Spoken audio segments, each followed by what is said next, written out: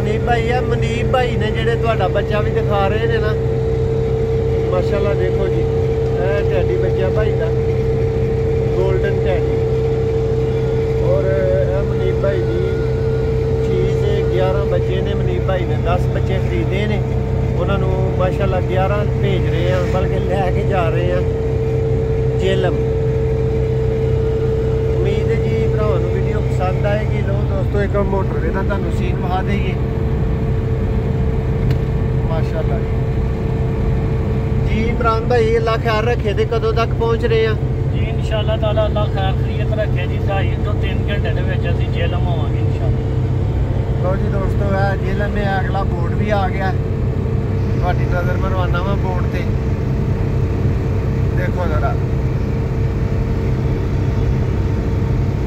माशाल्लाह जी। दोस्तों दसते चलिए जी दोस्तों, अच्छे कबूतरों की आला कबूतरों की बच्चों की ब्रीडर की परवाजियां की किसी भी तरह के कबूतरों की खरीदारी वास्ते तुसी अपने भरा दे नाल बड़ी तसल्ली दे नाल राबता कर सकते हो। इंशाअल्लाह तुहाडे दिमाग नूं ठेस नहीं पहुँचेगी। मनीप भाई कैसे बच्चे ने माशाल्लाह भाई दे?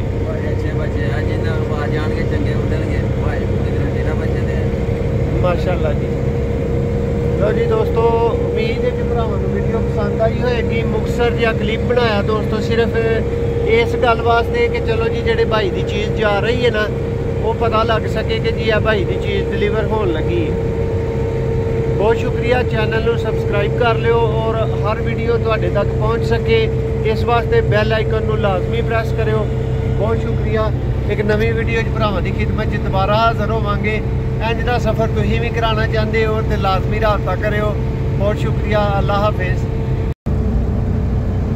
जी। बिस्मिल्लाहिर्रहमानिर्रहीम। सियालकोटी पिजन लवर वेखण वाले सभी भरावां नूं वेलकम, खुश आमदीद दोस्तों। अज माशाल्लाह डिलीवरी जा रही है मनीप भाई की जेलम, और नाल जेलम 2-3 होर काम सन दोस्तों। किसी भाई की डिलीवरी होए जी कि खुद डिलीवर करनी होए तो फिर कोशिश होंदी है कि नाल को 2-3-4 होर काम भी होण, वो भी निबड़ जाने इसे फेरे दे विच विच।